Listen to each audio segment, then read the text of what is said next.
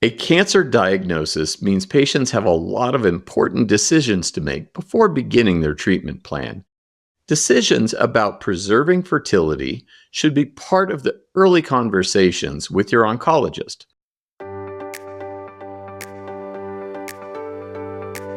Joining us now to explain the significance of oncofertility is reproductive endocrinologist and infertility specialist, Dr. Laurie McKenzie. Dr. McKenzie, welcome to the CancerWise podcast. Great. Well, thanks for having me. I'm really happy to be here today. So thanks for the invitation. Yeah, absolutely. This is a great topic for us to discuss. So let's start with, what is oncofertility? Absolutely. So oncofertility is a fairly new subspecialty of medicine that actually bridges oncology and reproductive endocrinology and fertility. And the goal is for us to expand the options for future childbearing for those affected by cancer. So why is oncofertility so important to discuss? It's becoming more and more important. So I'm glad you asked that question. About 10% of those diagnosed with cancer now in the United States are of reproductive age. And the good news is the vast majority of these individuals are going to survive their cancers and lead long, healthy lives. And for many of these individuals, having a family is part of that life journey. And so that's what we are here to support for them. And I think that that's a great position that MD Anderson has. It's the whole person care. And that's part of that survivorship, I think. So what are some options that patients do have to protect their fertility? Well, there's quite a few options that exist today that didn't exist years ago. We have the option of sperm cryopreservation, embryo or egg freezing, ovarian tissue cryopreservation. And these are all considered non-experimental and standard of care therapies. We also have the option of utilizing for women a medication that may help quiet down the ovaries or put them, the ovaries in a quiescent state during chemotherapy, which may actually allow the ovaries to recover better after chemotherapy. So the good news is there are several options now available for patients, and so important to have these discussions prior to starting chemotherapy or other cancer therapies. That's some amazing advances. And so I understand there may be some myths about oncofertility out there. Can you clue us in on some of those? Absolutely. I think one of the biggest myths is that someone would not be able to have a child.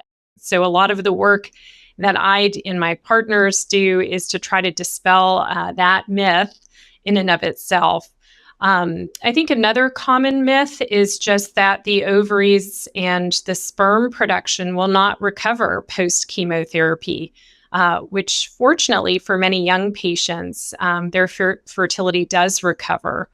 So I think it's really important to be able to counsel patients about that and to offer them ways to track fertility after they're finished with their treatment. So what are questions that patients should specifically ask their doctor after a new cancer diagnosis? I think one of the most important questions to ask is if there is access to a reproductive endocrinologist, either at their specific facility or in their local area that they could meet with and talk about some of these important options regarding fertility preservation. As I mentioned, there are ways to also track fertility after cancer therapy is completed. And so to have some of those fertility assessments before cancer therapy begins is really helpful, because then you can have a before and after to compare what is that fertility function now after cancer treatment has been completed. Right. So it's important to have those conversations with your doctor right away. Yeah, I think time is of the essence. Many of these options are not considered viable options once treatment has already started. So very important to have that discussion about banking sperm or eggs versus embryos before cancer therapy starts. If time is not available to undergo egg or embryo banking, ovarian tissue cryopreservation can be expedited before chemotherapy starts. So some of the timing of these options can also be discussed with their reproductive endocrinologist or infertility specialist. Sure, sure. Important to do that. So, what other resources are available to try to help? Well, fortunately, there's a lot of resources that are available online, and more states are offering coverage for fertility preservation options through their private insurance plans. There are several nonprofit organizations that can help facilitate coverage of medications or coverage for egg freezing, for example. That's great, and it's great that they have access to experts like you on subjects like this. This is wonderful information. So, what's next for oncofertility? What is your research focus?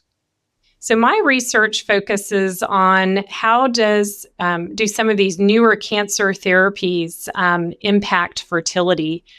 Fortunately, there has been a significant increase in options for cancer therapy, including immunotherapies, for example. And we know so little. How do these therapies impact fertility for men and women? And my research is focused on exploring that to be able to counsel patients better in terms of what to expect post-cancer therapy in terms of their fertility. Wow. Dr. McKenzie, thank you for sharing your expertise with us today. Absolutely. Well, thanks for having me, and just happy to be here. Thank you. Great information. For more information or to request an appointment at MD Anderson, call 1-877-632-6789 or visit mdanderson.org. I'm Dr. Bob Underwood. Thanks for listening to the CancerWise podcast from MD Anderson Cancer Center.